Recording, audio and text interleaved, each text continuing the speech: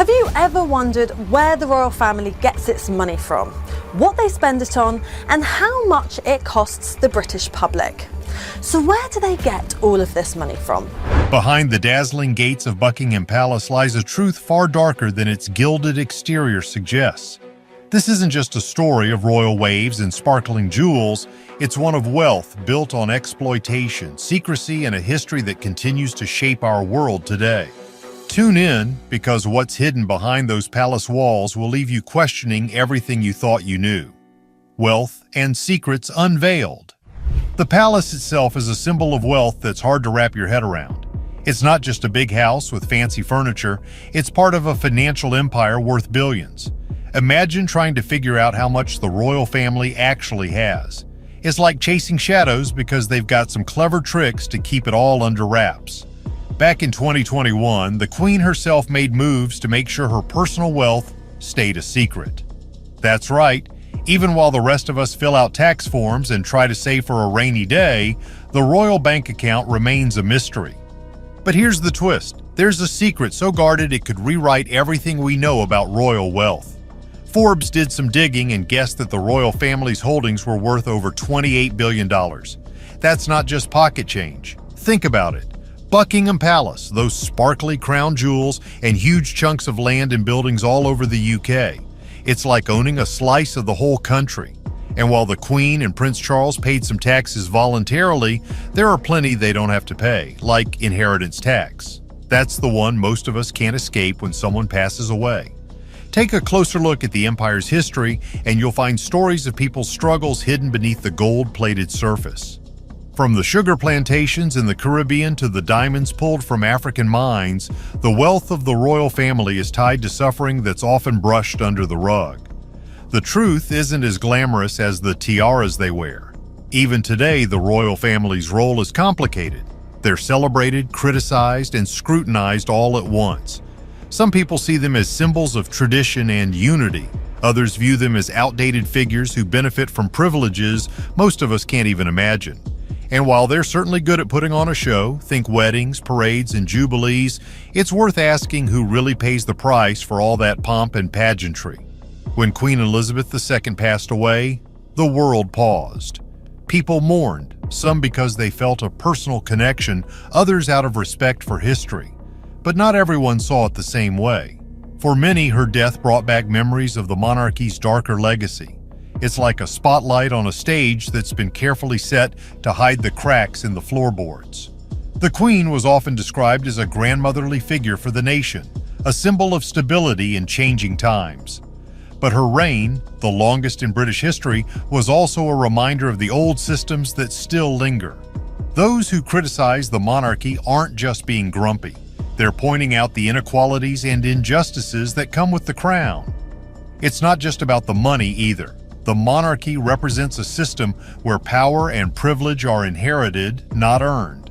While many people work hard every day just to get by, the royal family enjoys a life of luxury funded by a mix of historical wealth and taxpayer money. It's a reality that's hard to square with the idea of fairness. But let's dive even deeper. Buckingham Palace isn't just a symbol of wealth, it's a fortress of influence. It's a place where history and politics have intersected for centuries. Treaties have been signed, decisions made, and ceremonies held that have shaped the course of nations. Yet this influence is tied to a past that's hard to reconcile with the present. Colonies were claimed, people's lives uprooted, and resources extracted, all under the banner of empire. The royal family's assets go beyond land and jewels.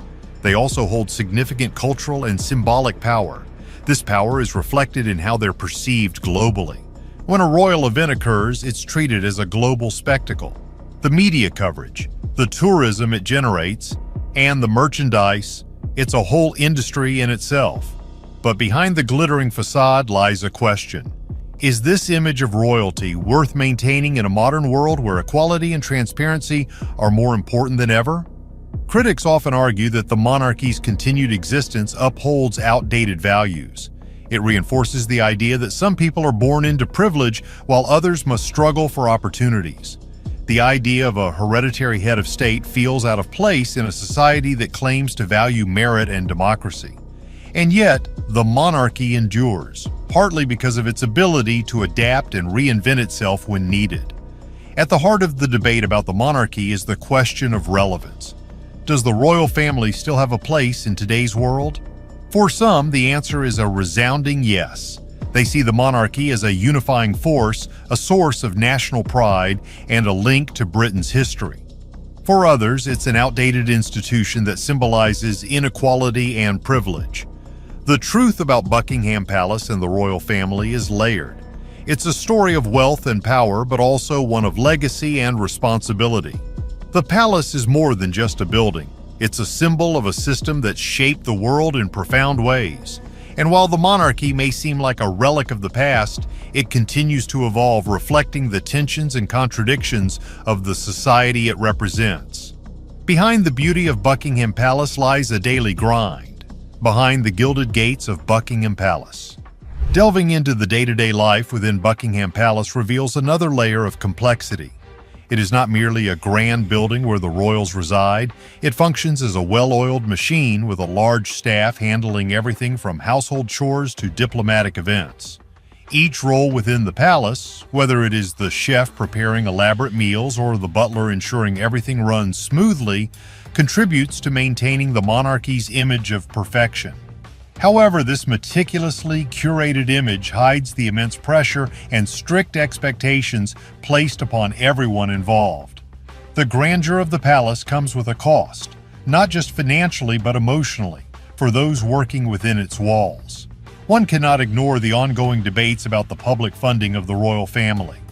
Every year, a portion of taxpayer money is allocated to support their lifestyle and official duties. This financial arrangement, known as the sovereign grant, sparks discussions about its necessity. Supporters argue that the monarchy generates significant revenue through tourism and global interest. Critics, on the other hand, question whether the funds could be better utilized elsewhere, especially in addressing pressing social issues. The question remains, does the monarchy's cultural and historical significance justify its financial burden? Examining the royal family's role in modern society also brings up the topic of public perception. The royals are no longer distant figures seen only during grand parades. Social media and modern communication have made them more accessible, allowing people to follow their lives more closely. This newfound transparency, however, comes with its challenges. The scrutiny they face is relentless, with every action and decision analyzed by both supporters and critics. Balancing their traditional roles with the expectations of a contemporary audience requires careful navigation. Furthermore, the monarchy's involvement in charitable work often serves as a double-edged sword. While their efforts to raise awareness and funds for important causes are commendable, they also raise questions about whether these initiatives are genuine or simply a means to deflect criticism. The royal family's support for mental health campaigns, for example, has been widely praised. Yet some argue that addressing systemic issues tied to their own institution would have a more significant impact. The royal family's influence extends beyond the UK, affecting countries within the Commonwealth as well. Many of these nations grapple with the legacy of colonialism and question their continued ties to the British monarchy. Discussions about becoming republics have gained momentum in several countries, reflecting a shift in attitudes towards independence and self-governance. The monarchy's ability to adapt to these changing dynamics will play a crucial role in its survival. Ultimately, the story of Buckingham Palace and the royal family is one of contrasts. It is a tale of immense privilege and responsibility, tradition and modernity, admiration and critique. Understanding this complexity requires looking beyond the surface and acknowledging the various factors that have shaped their role in society. While opinions about the monarchy may differ, its impact on history and culture is undeniable. The future of the institution will depend on its ability to navigate the challenges of an evolving world while addressing the shadows of its past. Every crown has its cost, and Buckingham Palace, for all its splendor, is no exception. It's more than just a building. It's a symbol of a system that shaped nations and lives, for better or worse. The next time you see those gates or catch a glimpse of a royal wave, remember what's hidden behind the shine. History is complicated, and so is the truth about life inside the palace. Life in Buckingham Palace might seem like the dream, right? Grand rooms, glittering chandeliers, and a life of luxury that most of us can only imagine. But let's peel back the shiny surface and take a look at the less glamorous side of it all. Let's say it's not all tiaras and tea parties behind those palace walls. When Queen Elizabeth passed away, her son Charles took over her massive private estate worth over $700 million. And guess what? He didn't even have to pay the 40% tax that regular folks do when they inherit something. Must be nice to skip that kind of bill, huh? But that's just the start of the story. As king, Charles now oversees property worth a jaw-dropping £1 billion. And here's the kicker. All of that will eventually go to his son, William. No worrying about the cost of heating or groceries for the Windsors, that's for sure. But where did this massive wealth come from? Let's take a stroll through history. The British monarchy played a central role in building the British Empire, which at its peak controlled about 1/4 of the world's land and people. Starting in the 16th century, they were all about expanding their power and wealth. And one of the darkest chapters of this story involves the transatlantic slave trade. In the 1500s, an Englishman named John Hawkins made a voyage that included enslaved Africans among his cargo. This horrifying trip had the stamp of approval from none other than Queen Elizabeth I. Fast forward to the 1600s and things escalated.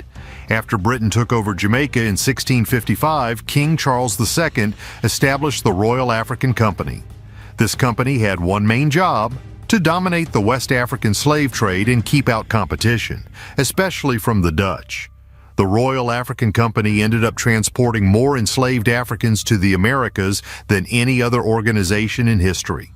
The profits from this grim business filled the coffers of the Stuart monarchs and helped build the empire we read about in history books.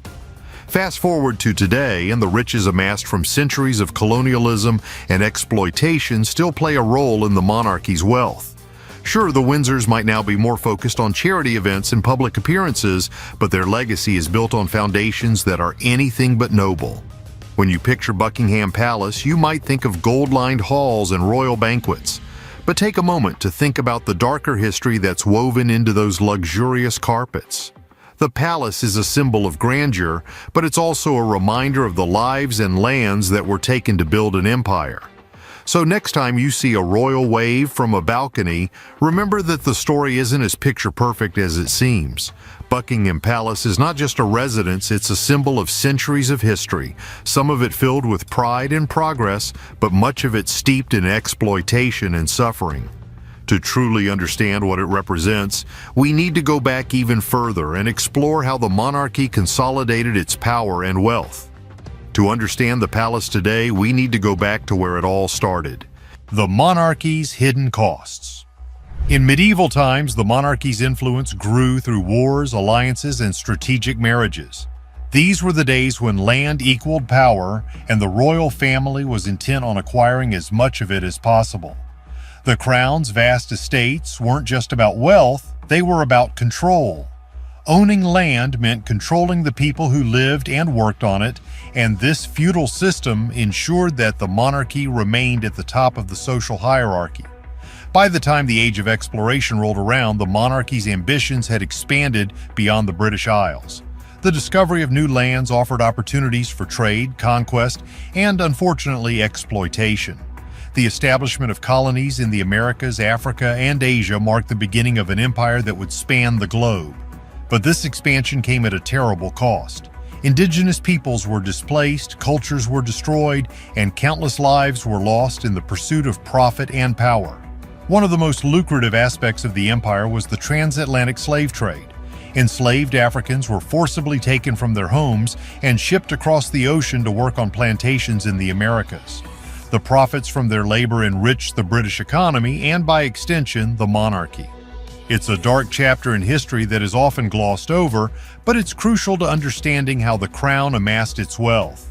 The wealth generated by the empire wasn't just about money, it also brought prestige. The monarchy became a symbol of British dominance, and Buckingham Palace was the physical manifestation of that power. Built to impress, the palace served as a reminder of the monarchy's status, both at home and abroad. But behind the opulent facade were stories of struggle and sacrifice that rarely make it into the official narrative. Take, for example, the resources extracted from colonies to fuel Britain's Industrial Revolution. Cotton from India, sugar from the Caribbean, and minerals from Africa all played a role in building the nation's wealth. These resources didn't come freely, they were often taken through coercion, violence, and exploitation. The people in the colonies paid the price for Britain's prosperity, and the monarchy was one of the primary beneficiaries. Even the artifacts that fill Buckingham Palace's halls tell a story of imperialism. Many of the treasures on display were taken from other countries during the height of the empire. These items, often presented as gifts or spoils of war, are a stark reminder of the unequal relationships between Britain and its colonies. Today, there are growing calls for these artifacts to be returned to their countries of origin, a conversation that highlights the ongoing legacy of colonialism.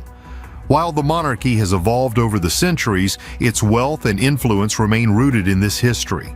The Windsors might not be directly involved in the kinds of exploitation that built the empire, but they still benefit from the structures that were put in place long before their time.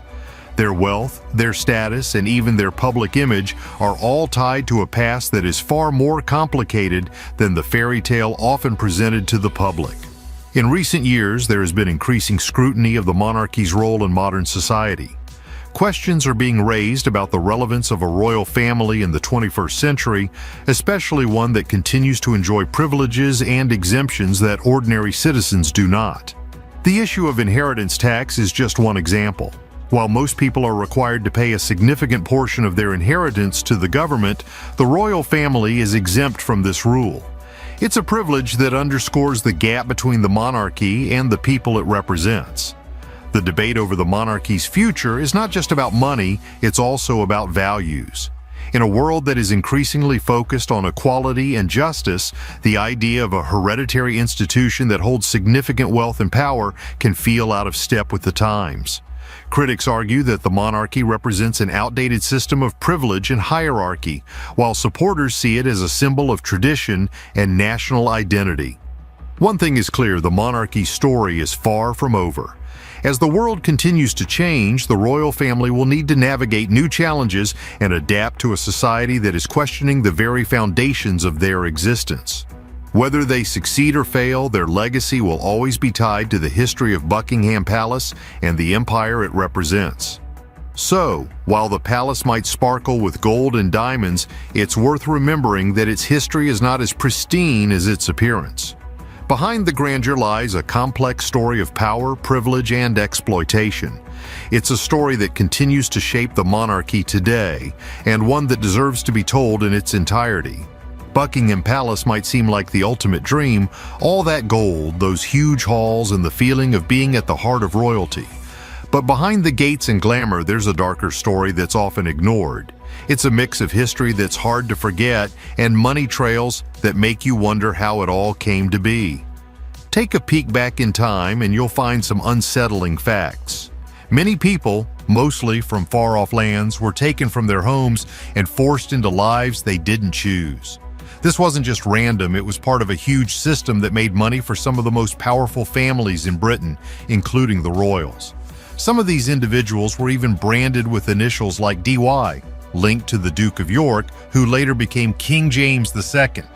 He wasn't just royalty, he was in charge of a company that made a fortune off this cruel trade. The legacy of slavery is tied to more than just names in history books. Palaces like Kensington and Hampton Court, which have stood tall since the 17th century, were partly built with money from this brutal business. It's tough to trace exactly how much of the royal fortune comes from those days, but the connection is clear. Slavery helped put roofs over royal heads. Today, the upkeep of these grand homes comes out of taxpayers' pockets. In 2014, British citizens shelled out millions to fix up a 20-room apartment in Kensington Palace for Will and Kate. That's right, everyday people paid for it. What do you think? Should taxpayers still fund royal luxuries rooted in slavery's legacy? Share your thoughts in the comments, like this post, and don't forget to subscribe for more.